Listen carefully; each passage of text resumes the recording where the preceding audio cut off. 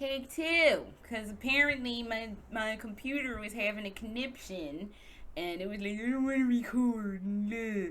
And I think what the problem is, it was just, remember last time I said it was too many videos on there? So I just deleted a bunch of old back videos. But this is going to be a video game vlog. I don't know how long it's going to be, because I have quite a few topics and back to discuss. So, but the reason I wanted to do a video game vlog is because it's been a while. Part one and part two of this is not only has it been a while, some news dropped. So, Angry Demon Studios, I again apologize. I do not know how to pronounce the name of your game. So I'm thinking it's Apsulov Apsulov End of Gods has a release date. Today is the 31st of July.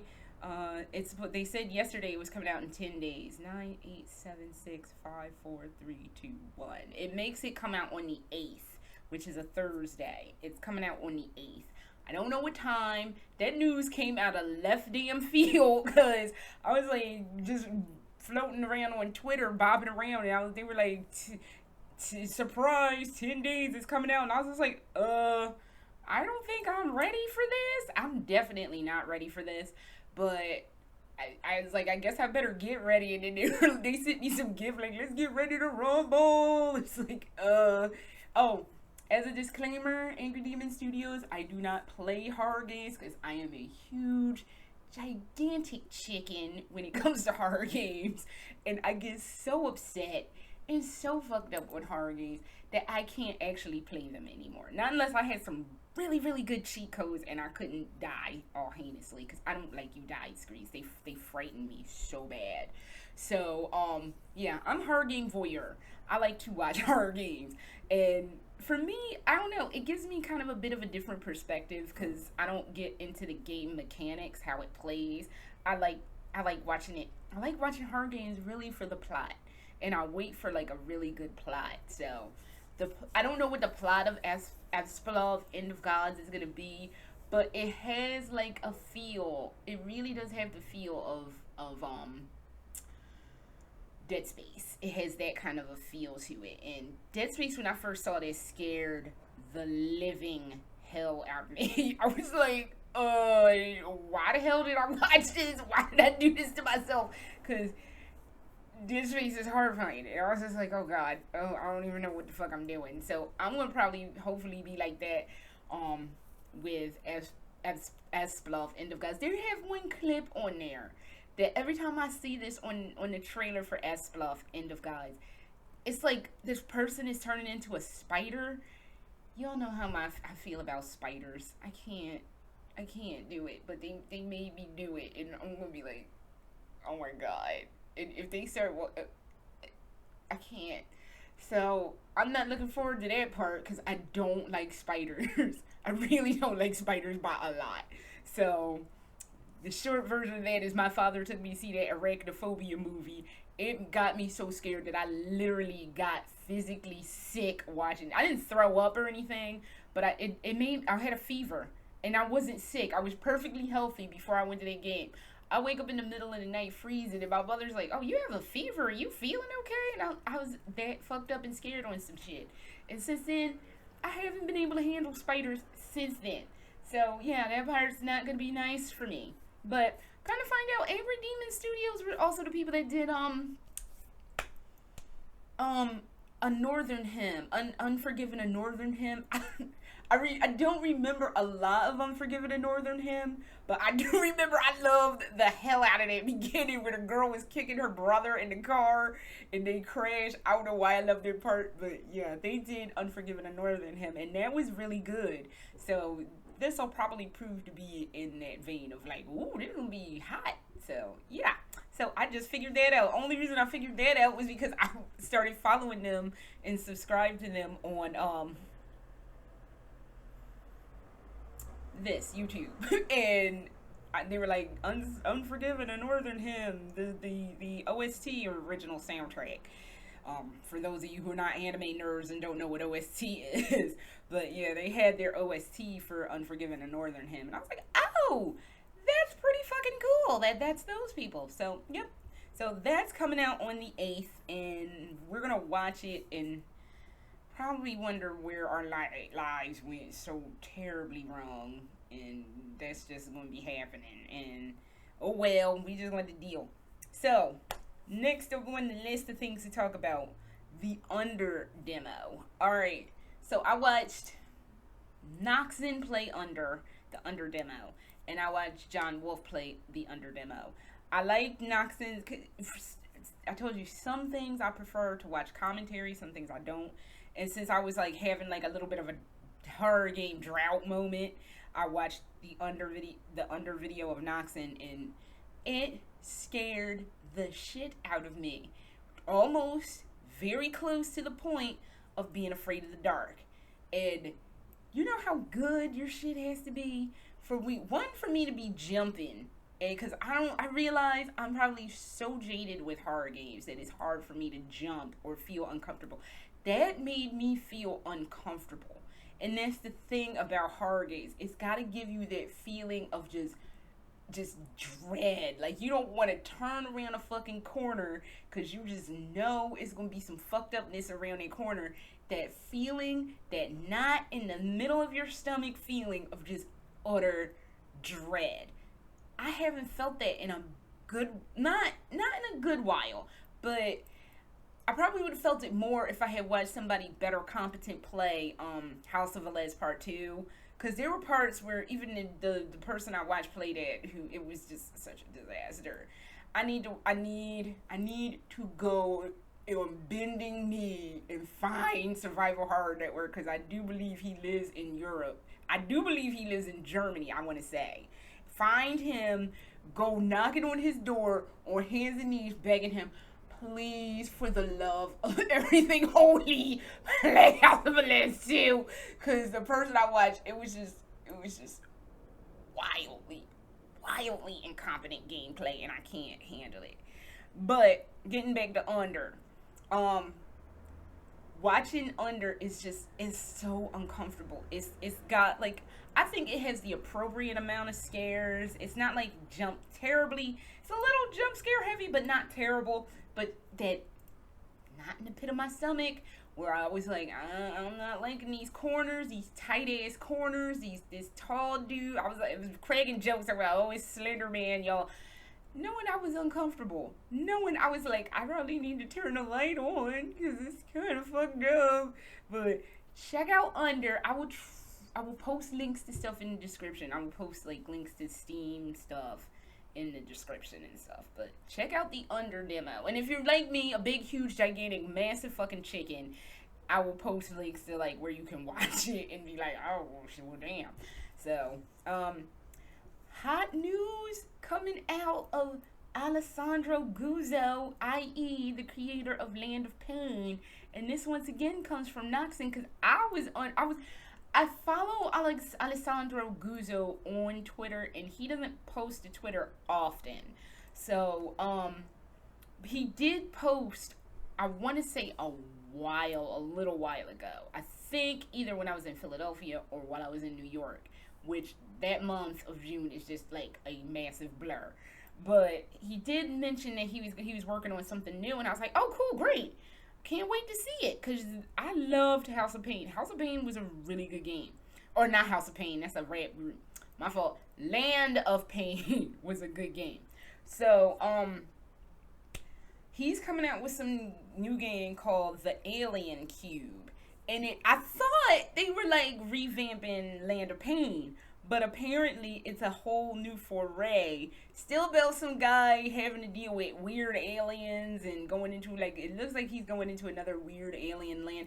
I would like to think that this is being built upon from Land of Pain. I don't know why I want to keep calling it House of Pain, but I want to say it's built upon for Land of Pain.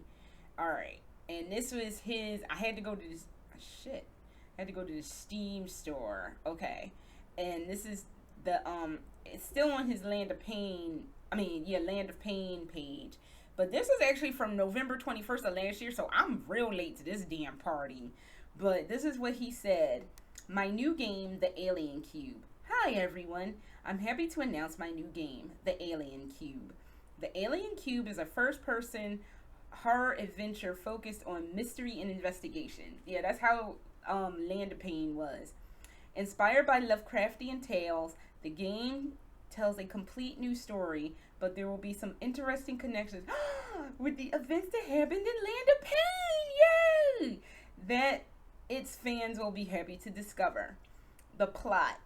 Your Uncle Edgar has mysteriously disappeared. You decide to investigate, but dreadful discovery will put your life in danger.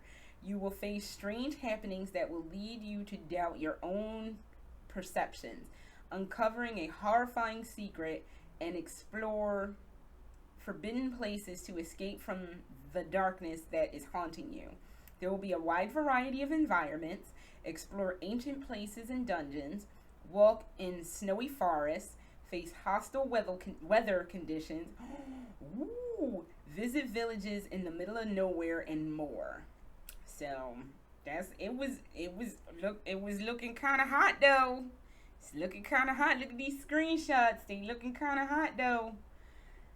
Looking all shades of hot. So this is no release date. I don't know when it's coming around, but we will definitely keep an eye on it because I really did enjoy watching Land of Pain. I enjoyed watching the demo to Land of Pain. The demo had me all fucked up.